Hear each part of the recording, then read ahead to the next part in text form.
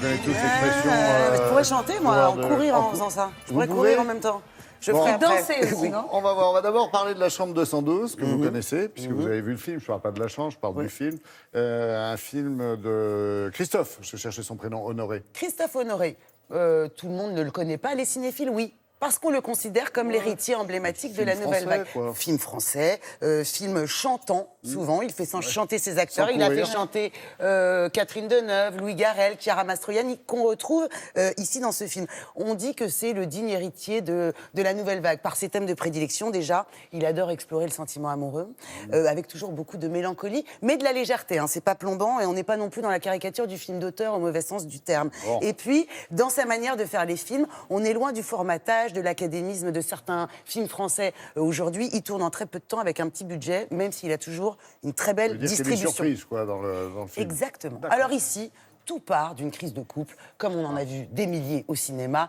Le mari, c'est Benjamin Biolay, découvre que sa femme l'a trompé. Oui, la vilaine, elle a été infidèle. Et mieux que ça, la femme, Chiara Mastroianni, ne dément pas. Elle dit à son mari, écoute mon petit chéri, bah oui, non seulement je t'ai trompé, mais je l'ai fait plein de fois, avec des dizaines d'amants.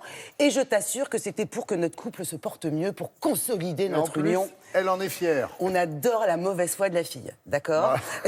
La dispute éclate, et donc elle décide, pour calmer le jeu, d'aller passer la nuit dans le petit hôtel en face, chambre 212, en face de son domicile. Et c'est là où le scénario est un peu surprenant, c'est que durant la nuit, elle va recevoir des visites étonnantes, à commencer par celle de son mari. Mais pas le mari d'aujourd'hui, Benjamin Biolay. Non, le mari, quand il avait 25 ans, joué par Vincent Lacoste. Elle a pris des trucs? Non. Elle aurait pu prendre des trucs, mais non. C'est du fantasme, et nous, on y croit, voilà. exactement. Okay, et puis, elle va avoir la visite de tous ses amants de l'époque. Et je peux vous dire que ça en fait du monde. Se pose des questions, alors. Ça en fait du monde. C'est une réflexion sur le couple, mais une réflexion sans se prendre la tête. C'est très joyeux. On a rencontré Chiara Mastroianni, bonne actrice, on le savait. Chic fille, on le sait aussi. Bonjour Chiara. Bonjour. Depuis quand, dis-moi, ta sexualité est devenue une activité extra-conjugale? C'est la loi des couples qui dure. Personne n'y échappe. Richard! Sur Christophe Honoré, vous avez dit ça à Cannes, j'ai trouvé ça très joli. C'est lui qui me rappelle à chaque fois pourquoi j'ai eu envie d'être actrice. Oui. C'est un beau cadeau de dire ça quand même. Mais parce qu'il me fait des beaux cadeaux avec des films que j'aime beaucoup et des rôles magnifiques.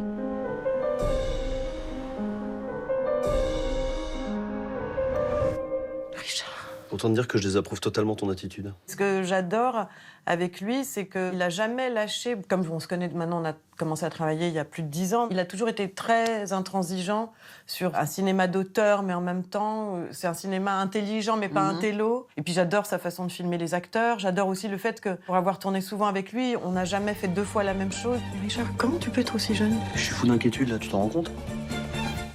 Pourquoi avoir réveillé le passé? Votre personnage, elle a beaucoup d'amants, beaucoup de mauvaise foi. Elle est très mec, en fait. C'était très jubilatoire, je vous cache pas, parce que c'est vrai que quand il m'a parlé du personnage, au moment où il a commencé l'écriture, il m'a dit, écoute, j'ai envie de raconter l'histoire d'une femme à qui on attribuerait tous les clichés qu'on attribue d'habitude aux hommes. Effectivement, de mauvaise foi. Elle explique à son mari que d'avoir plein d'amants, ça n'a aucune incidence sur leur vie à eux. Des trucs qui sont très amusants à jouer. Hein. Parce que je m'autorise une fois un écart. Maria, nous avons la liste de tous vos écarts. Alors qui est qui déjà? Il y a beaucoup de mélancolie aussi, une espèce de...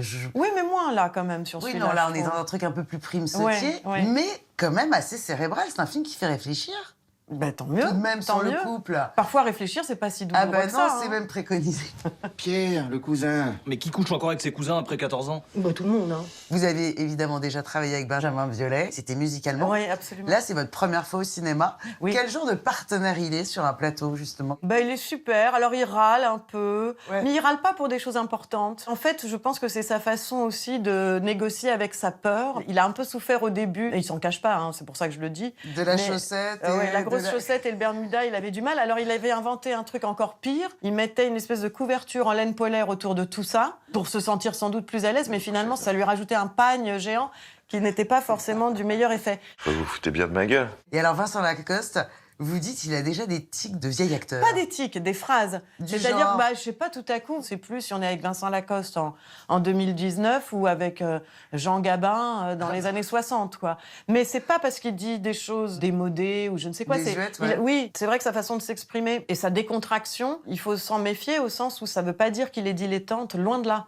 C'est un travailleur, mais il le fait pas peser. Oui. Et ça, c'était vraiment un partenaire formidable. Article 212 du Code civil. Les époux se doivent mutuellement respect, fidélité, assistance. Et madame est professeure en fac de droit. Bravo, Chiara, et merci. Merci à vous, merci beaucoup.